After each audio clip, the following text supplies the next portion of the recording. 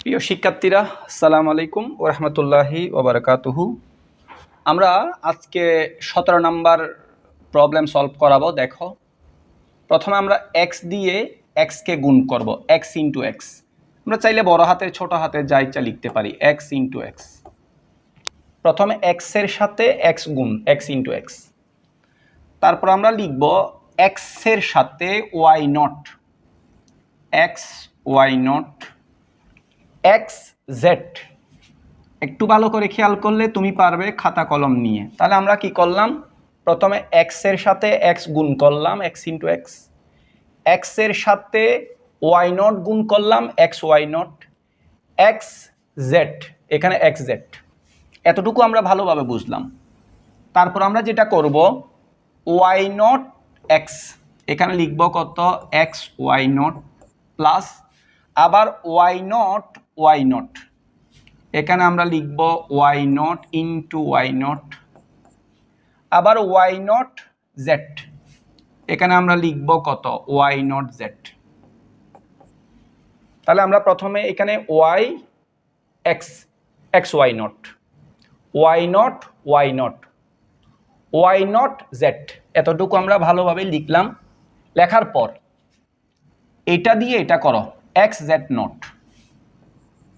x z not, আবার এটার সাথে y নট, এখানে জায়গা নাই তো আমরা কি করতে পারি, x z y not z not, y not z not, আবার এটা দিয়ে লাস্টেরটা z ইনটু z নট। তোমরা একটু কষ্ট করে খেয়াল করে লিখিও। অর্থাৎ প্রথমে আমরা x দিয়ে সবাইকে গুণ, y নট দিয়ে গুণ, z নট দিয়ে গুণ, এতটুকু আমরা বুঝলাম। তারপর আমরা যেটা করব, দেখো x এর সাথে x গুণ করলে কত হবে, x হবে কেমনে, আগের ক্লাসগুলোতে শিখাই ফেলছি আর বলতেছি না। 4 নাম্বার, এখানে আমরা লিখছি x, এখানে আছে কত, x y নট, এখানে আছে কত, x z। আচ্ছা, আরেকটা কথা, x y নট এখানে একটা, এখানে একটা, তাহলে আমরা কি শিখছিলাম, a plus a equal to কত হয়, a হয়। তাহলে x y নট এটা যেরকম এটাও সেরকম একটা হয়ে গেল আর কি। আচ্ছা, তাহলে আমরা x আর x গুণ করলে x, x y নট একটা হয়ে গেল, x z আমরা লিখলাম। লেখার পর y নট আর y নট গুণ করলে কত, আমরা জানি যে a এর সাথে a গুণ করলে কত হয়, a হয়। এখানে নট আছে, নট আছে, নট হয়ে যাবে। অর্থাৎ a আর a গুণ করলে a, আমরা কোন সূত্র, 4 নাম্বার। তাহলে নট থাকলে নটটাও চলে আসবে। তাহলে এখানে y আর y গুণ করলে y, নট নট নট চলে আসো। আর এখানে কি থাকবে, y নট z, এখানে থাকবে y নট z, এখানে থাকবে x z নট, মিল আছে কিনা দেখি, x z not, x z not, এখানে y নট z নট আছে নাই, y নট z নট। আর এটার মান কত আসবে, 0, এটার মান 0। আশা করি বুঝছো, একটু ঠান্ডা মাথায় করলে অবশ্যই পারবে।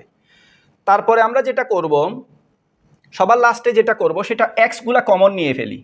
এখানে x আছে, এখানে x, এখানে x, এখানে x, যতগুলা x আছে আমরা x একটা কমন নিয়ে ফেলি। এখানে মনে মনে একটা 1 আছে, তোমরা আমার চেয়েও ভালো জানো, 1 প্লাস এখানে আছে কত, y নট প্লাস এখানে আছে z, এখানে আছে z নট। অর্থাৎ আমরা এখান থেকে x কমন, এখান থেকেও x কমন, এখান থেকে, এখান থেকে যতগুলো x ছিল কমন নিয়ে ফেলছি, কোনো প্রবলেম নেই। এখন আমরা এখান থেকে y not y not y not common নিয়ে ফেলি। y নট কমন নিলে এখানে থাকবে 1, এখানে থাকবে z, আর এখানে থাকবে z নট। আশা করি বুঝছো। অর্থাৎ আমরা x গুলা কমন নিয়ে এই জায়গায় নিয়ে আসলাম, y not y not y not common নিলাম, 1 plus z plus z not.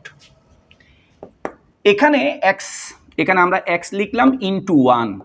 1 কেমনে, আমরা এতদিন তো শিখছিলাম এতগুলা ক্লাস করে, 1 plus y not equal to 1। 1, এই পুরাটার মান কত আসবে, আমি আবার একটু করে ব্যাখ্যা করি। এই পুরাটার মান আসবে 1, আবার 1 প্লাস z, এখানে z নট। তাহলে 1 প্লাস z ইকুয়াল টু কত, 1। আবার 1 প্লাস জেড নট সমান 1, অর্থাৎ পুরো 14 গোষ্ঠীকে ক্যালকুলেশন করলেই 1 আসবে এখানে, আশা করি বুঝছো। তারপর প্লাস এখানে ওয়াই নট ইনটু এই পুরাটার মান কত আসবে, এই পুরাটার মান আসবে 1 আসবে। তাহলে এক্স এর সাথে 1 গুণ করলে কত হবে এক্স, ওয়াই নট একে কত আসবে ওয়াই নট, এটাই হচ্ছে আনসার, আশা করি বুঝছো। এক্স একে এক্স, ওয়াই নট একে ওয়াই নট, এখানে না বোঝার কিচ্ছু নাই। তো ফাংশন সরলীকরণের টোটাল আমরা 17টা ক্লাস অলরেডি করে ফেলছি। যারা এই ক্লাসগুলো করছো তোমাদের জন্য দোয়া রইল, শুভকামনা। আমরা আরও অনেকগুলা ক্লাস করাবো, আর এই ফাংশন সরলীকরণের আমরা আরও অনেকগুলা ক্লাস করাবো। নিয়মিত ধারাবাহিকভাবে ক্লাসগুলো করো, লেগে থাকো, ইনশাল্লাহ ডিজিটাল ডিভাইস তোমার 1 সপ্তাহের ভিতর আয়ত্ত হয়ে যাবে। ভালো থেকো, পরবর্তী ক্লাসে দেখা হবে ইনশাল্লাহ।